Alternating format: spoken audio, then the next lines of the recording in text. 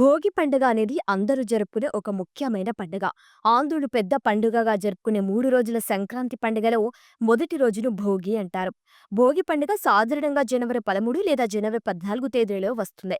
దక్షిణాయానంలో సూర్యుడు రోజు రోజుకి భూమికి దక్షిణం వైపుగా కొద్ది కొద్దిగా దూరమవుతూ దక్షిణ అర్ధగోళంలో భూమికి దూరమవటం వలన భూమిపై బాగా చలి పెరుగుతుంది.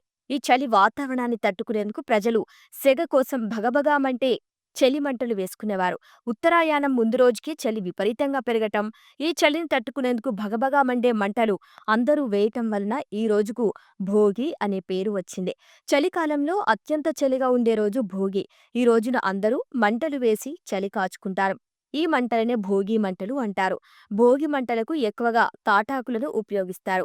ఈ ఆకులను భోగికి కొన్ని రోజుల ముందే కొట్టుకొని తెచ్చి భోగి మంటల కొరకు సిద్ధం చేసుకుంటారు. అనేక ప్రాంతాల్లో ప్రత్యేకంగా భోగి మంటల కొరకు మంటలలో మండగల పనికిరాని పాత వస్తువులను ముందు రోజు రాత్రికి సిద్ధం చేసుకుంటారు.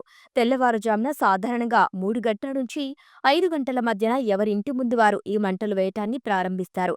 ఇక ఈ పండగ నాడు అందరూ కొత్త బట్టలు ధరించటం ఒక సాంప్రదాయంగా ఉంది.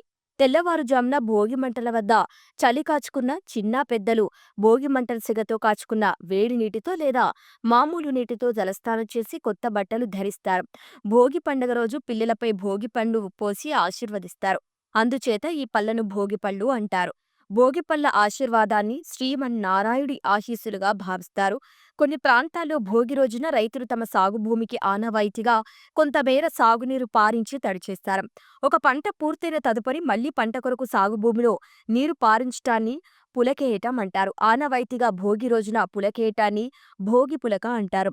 గోదావరి జిల్లాల ప్రాంతాల్లో భోగి రోజున కోడి పందాలు వేయటం ఒక ఆనవాయితీగా వస్తుంది.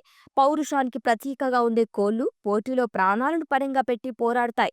ఈ పోటీలను చూసేందుకు ప్రజలు ఆసక్తి కనబరుస్తారు. పోటీలో పాల్గొనే కోళ్లపై పందాలు కాస్తారు.